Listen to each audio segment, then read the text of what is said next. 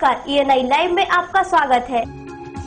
Sugar एक ऐसी बीमारी है जिसके बारे में हम और आप सभी जानते हैं और तो और इसको लेकर हम और आप कभी गंभीर भी नहीं होते, लेकिन शायद हम सभी इस बात से वाकिफ नहीं हैं कि शुगर जैसी मामूली सी बीमारी भी शरीर के लिए जानलेवा साबित हो सकती है। आज के हेल्थ प्लस कार्यक्रम में आइए जानते हैं मधुमेह स्पेशलिस्ट डॉक्टर सौरभ गोयल से उनकी राय।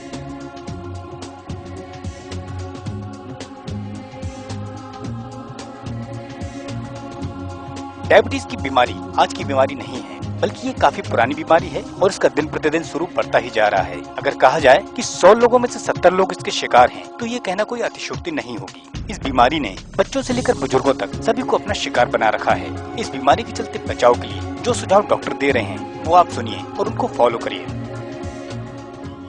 नॉर्मली अगर हमारे शरीर में शुगर बढ़ी जाती है, शुगर का काम होता है हमारी मांसपेशियों को ताकत देना, और अगर शुगर बढ़ी हुई है इसका मतलब यह है कि खून के अंदर तो शुगर की मात्रा बढ़ी हुई है और वो मांसपेशियों तक नहीं पहुंच पा रही है।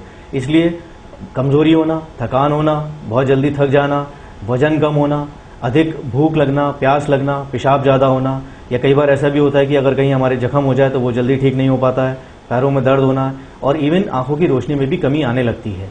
और अगर हमें ऐसा लगता है कहीं भी हमें इस तरह के लक्षण प्रतीत होते हैं तो तुरंत जाके हमें अपनी शुगर चेक करानी चाहिए, और अगर शुगर बढ़ी हुई आती है तो तुरंत कहीं भी अपने जो काबिल कोई भी डॉक्टर हो उनसे मिलकर उसका इलाज कराना चाहिए।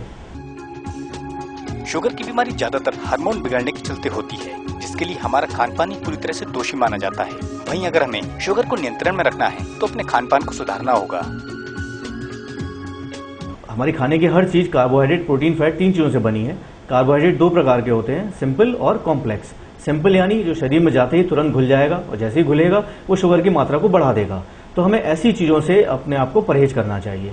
बाकी जितने भी पदार्थ हैं जिनमें कॉम्प्लेक्स टाइप का कार्बोहाइड्रेट है वो धीरे धीरे जाके घुलते हैं, धीरे धीरे जाके एब्जॉर्ब होते हैं, तो वो हम ले सकते हैं। तो इसीलिए जो तुरंत वाली चीजें होती हैं, शरबत हैं, जूस हैं, कोल्ड ड्रिंक्स हैं, आइसक्रीम है, रसगुल्ला है, जैम्स हैं, जेलीज हैं या मिठाई हैं, इन चीजों से हमें परहेज करना चाहिए।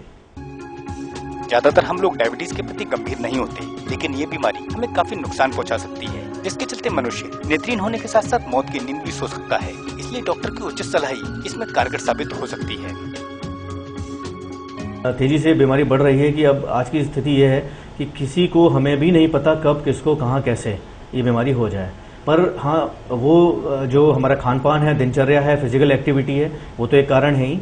इसके अलावा अगर हमारे परिवार में किसी को शुगर है, माँ बाप जो क्लोज खून के रिलेटिव्स होते हैं, ब्लड रिलेटिव्स होते हैं, माँ बाप हैं, भाई बहन हैं, बुआ हैं, चाचा हैं, तो अगर उन लोगों में किसी को डायबिटीज़ है तो आगे वाली आने वाली जनरेशन को उसका रिस्क ज़्यादा है।